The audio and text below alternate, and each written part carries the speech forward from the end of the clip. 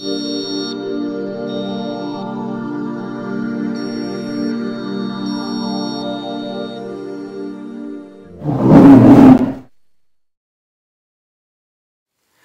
everybody and welcome to another Bear Beer review. Tonight we're going to go heading back to one of my favourite breweries out there at the moment. This is the Kernel Brewery down in London, and we're going to give a try to their Export India Porter. Now, just judging by the name, obviously porters can be a dark beer. India suggests it's going to be quite heavily hopped, and export meaning it's going to be a little bit higher in percentage. It comes in at 5.8, so it's a little bit higher than your standard beers. So quite interesting. It says on the back here that hops they're using are Columbus, Topaz, and Brambling Cross. Columbus being one of the three American Cs, so we all know the profile of them, kind of citrusy hops. Topaz, I'm afraid I don't know a huge amount about, and I haven't really checked them out before, so I will do in the future. And the final one being Brambling Cross. In fact, I can show you on the back of the bottle anyway. Brambling Cross, which is an interesting one. I've just used it in a home brew of my own, trying to do a Belgian-style triple with a bit of Brambling Cross in it. And it has overpowered everything, this kind of berry flavours, and apple and blackcurrant is how people describe it, and you definitely taste apple and blackcurrant in my opinion anyway. So it's an interesting hop, and I'm not entirely sure if I like it a huge amount. So it'll be interesting to see how the Kernel use it and see if it works well in this beer, whether it's been used for flavouring or bittering or aroma, who knows. So without further ado, let's crack it open and have a look. Oopsie daisy. Oh, useless getting that cap off. There we go. They fill this one quite high to the top of the neck actually, so I think I've got a bit of money for a bit of bang for my buck with this one. Pour it into a nice Stratford Hendrick glass. I might as well. Oh, it's got a good glug to it. Feels like it's actually quite a thick, viscous mouthfeel on this one. Oh, and it is bubbling up like no one's business as well. Right, so probably a bad pour again, but you've got a nice deep tan head. It's about 3.5, 4 finger head on it as well. Lovely tiny but thick bubbles at the bottom, and it's all bubbling, popping away at the top there, and these are regular big thick bubbles forming there. I can smell it already just from having poured it out of the bottle, so it's already pungent in aroma, I can tell you that much, and it's very dark. If I hold it up to the light, yeah, there's nothing coming through there. It's pitch black beer. Okay, so in terms of aromas,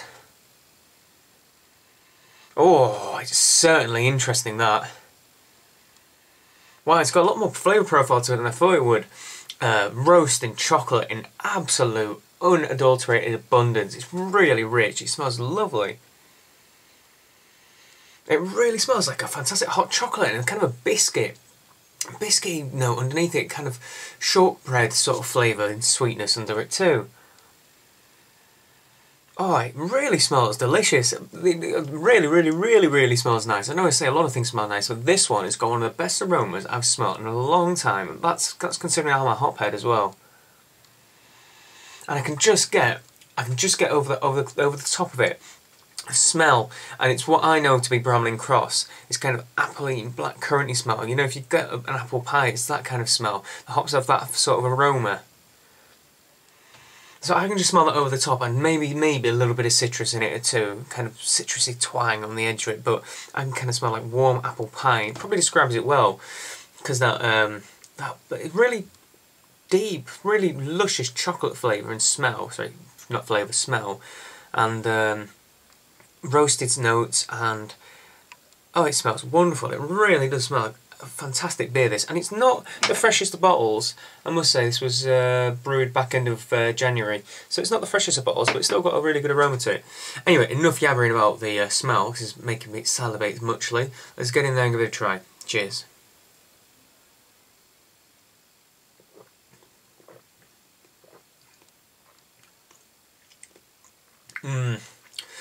Oh yeah, that roasted flavour and the chocolate, that's coming through loads in the flavour as well.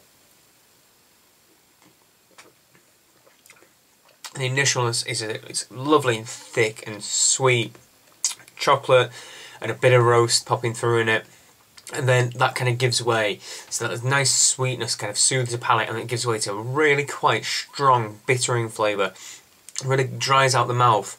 And gives it almost this coffee quality, like if you've got a teaspoon of coffee granules and shoved them in your mouth, you get that sort of like that bitterness that rips across your whole tongue and sucks away the sweetness. It's a lovely little combo mix, that.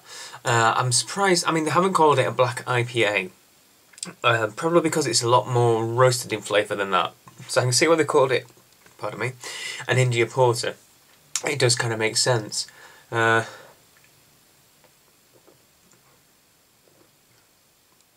I said, the mouthfeel is deliciously thick, and the head on the top of it, I'm getting quite a bit of mouthful. Maybe it's the glass I'm using. The mouth, sorry, the head's getting into my mouth, and this nice thick. It's got a really thick kind of construction to it, almost like a really dense foam on the top that you can probably, if I was to pick it with a finger, it's completely thickened. I mean, just shows you how thick this beer is,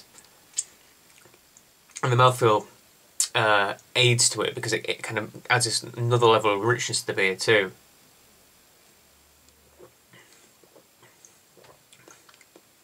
But I really like that, and I liked it when I tried the black IPA as well, that you get this sweetness, this initial nice smooth and creamy and deep roasted chocolate flavours that then give way to a hot bitterness. This is more bitterness than hot flavour, I'd say. And I think it complements it really well, because I'd almost think of it as being like a really distilled down mocha, like if you made a mocha coffee, you know, coffee with chocolate or cocoa, whatever. It almost has that kind of quality to it. And then obviously chilled in a glass. It's actually splendiferous. This is the first dark beer I've tried by Kernel. In fact, this is making a really nice pattern on the head as well. If I'll get the rest of this out. Oh, I don't think you'll be able to see it, unfortunately. Probably not. Well, I've got to show you anyway now I've mentioned it. I'm not sure if you can see, but it's got a nice little like a drip pattern in it as well, so it just shows you how thick this head is. It's a remarkably thick beer. Anyway, as I was saying, first dark beer I've tried by the Kernel, and I really like the pale beers. Their table beer, which I tried at North Bar in Leeds, was absolutely stonking, and the IPA, the cream IPA I tried was a really good one too. This, on the other hand, is a completely different monster, and absolutely fantastic as well. Hats off to them. This is despite being a porter and something that you try out many other times, and I've had countless number of times, and despite having the same almost sort of flavour profile, it kind of stands head and shoulders above because of this extra bitterness that sways over your tongue. Love it, really like it. I like bitter things. That's fantastic, and it almost gives you the feeling like you are drinking coffee. It's great. It's really good. So in terms of ratings, this is going to go right up there. This is going to go right up there. I'm going to give this a 9.5. This is blistering. This is really good. I'm really enjoying this. I mean, the aroma's to die for. I wonder if it's still there.